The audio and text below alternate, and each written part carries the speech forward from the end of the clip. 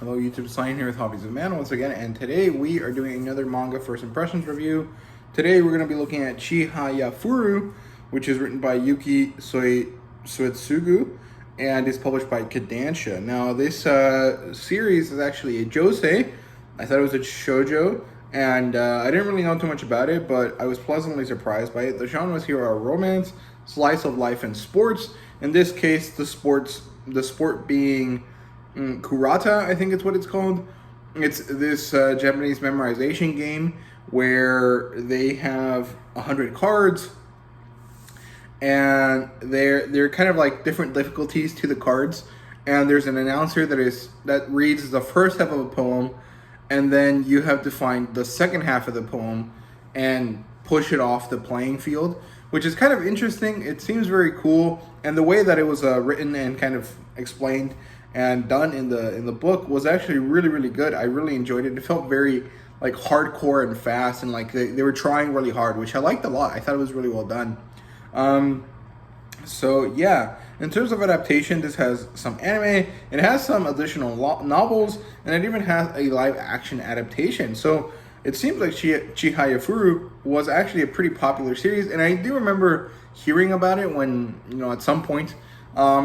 But I thought it was purely a romance. Apparently, that's not the case, and I actually quite liked it, so that's really good here. So the premise here is basically that this girl, Chihaya, meets this boy, Arata, and they become friends through this kind of series of kind of mean-spirited childhood things that happen. So, like, this kid is poor, and he's from some other region. I think he probably isn't from Hokkaido, but I think he was from some region that really is kind of like out there. It's kind of not exactly the boonies, but definitely not like part of the city. He moves to Tokyo. He's going there, and he goes to this new school, and the girl and him become friends, and basically everyone's mean to him because he's different, and she decides that she doesn't care, that she's gonna be friends with him, and eventually they start playing the game Kurata, I think it's what it's called.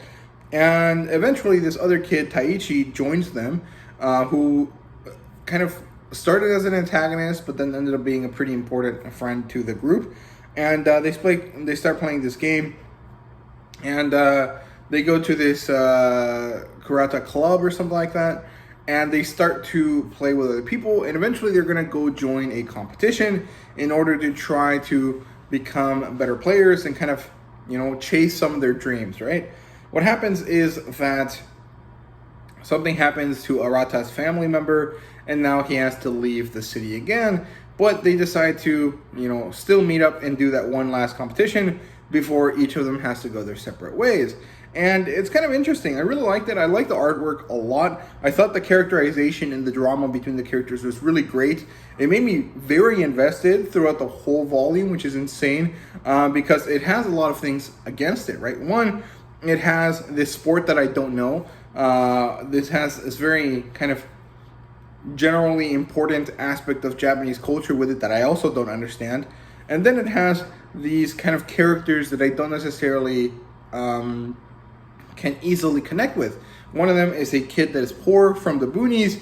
I can kind of relate to that to an extent in some ways. If I, think of the kid in terms of like what my dad has told me about how he lived his life, so I can kind of understand that kid. The girl in the middle, she's kind of very basic and general, and she doesn't really have anything going for her as an individual, except that she happens to be pretty good at this game, and she has some sort of spark there about her that is interesting. I don't really relate to that. And the other kid, Taichi, is like the son of important people, and he has a lot of pressure to be good. I can kind of relate to that, but I also don't really relate to the majority of his character. So, I had a lot of things going against it that I really didn't, that I really wasn't sure of at the beginning, right? But at the end of the volume, I was really excited, really interested, and I definitely want to read more of it. I have 2 more volumes. I just haven't gone around to reading them because I wanted to do the first impression review first.